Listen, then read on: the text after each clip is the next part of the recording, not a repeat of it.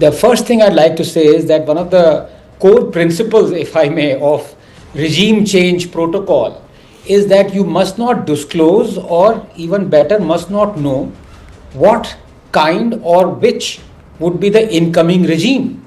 That's the basic principle. That is how you rope in innocent, gullible youngsters or so-called Gen Z for protest, whereby you declare, we don't know, we're just doing a revolution, we will figure it out who the incoming regime would be. That is a classic deception. And regime change was an obvious goal of the anti-CAA and farm law protests. Anand, remember Shaheen Bagh? Disgruntled, hate-filled bigots blocking streets illegally, inconveniencing lakhs of commuters for no rhyme or reason, except to display a show of strength. Tera mera rishta kya, la ilaha illallah. Remember all that? हम लेके रहेंगे जिना वाली आज़ादी, हिंदुत्व की कबर खुदेगी, शहादा replacing Ashok Chakra, children wanting to kill Modi.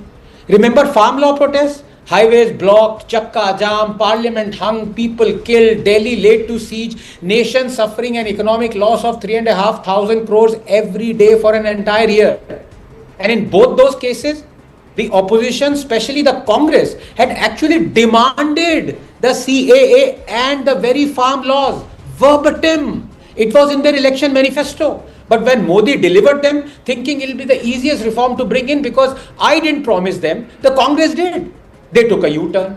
So it wasn't the speech of Kapil Mishra or Waris Pathan or Harsh Mandar that was responsible for the Delhi riots that killed both Hindus and Muslims, but rather the action of people like Tahir Hussain, these regime changers who ironically were a minister. The charges against Khalid were for conspiring with Hussain. What are these people talking about? It was based on call records, as we just said, meetings, Hussein's own confession. Are we going to disregard all that? Look, what is the fact here?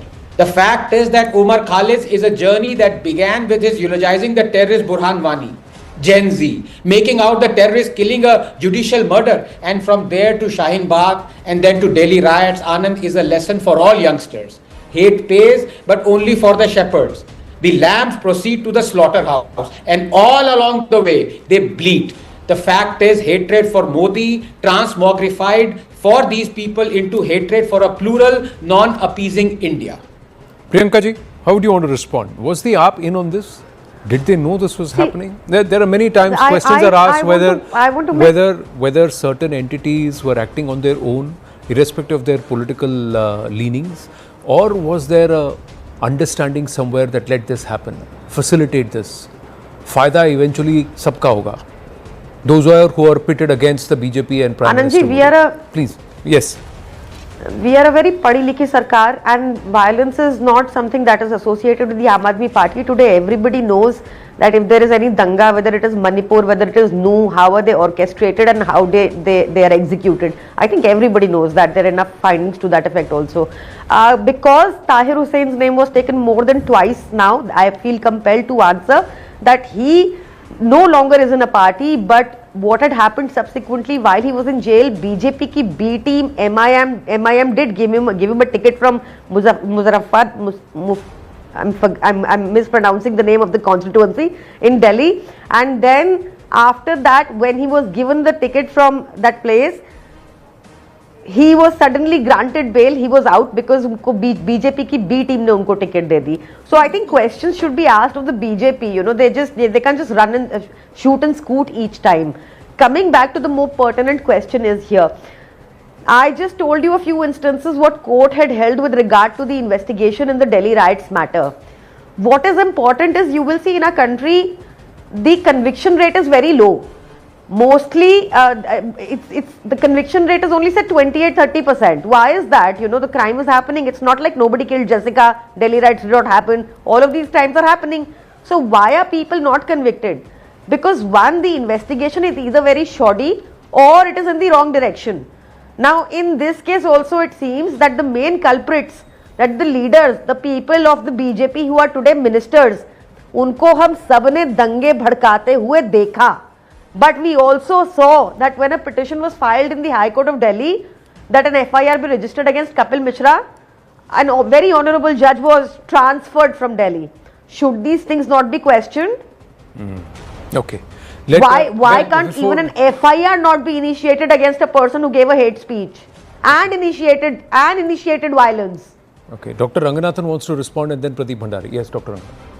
Yeah, no, a couple of facts, and I really admire Priyanka ji. She's a very dear friend, but it's kind of strange that she's talking about the antecedents of Tahir Hussain after he quit AAP, and her next 2 minutes were how BJP and after we removed him. Trying to quote him. Priyanka, I did not interrupt you. Please, I listened to you. Please have the courtesy. Thank you but so that much. fact galat tha aapka, isliye I had to interrupt.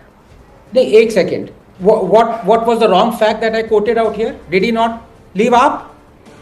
You said after he quit. I had to correct you after we removed him. Bas utta hi.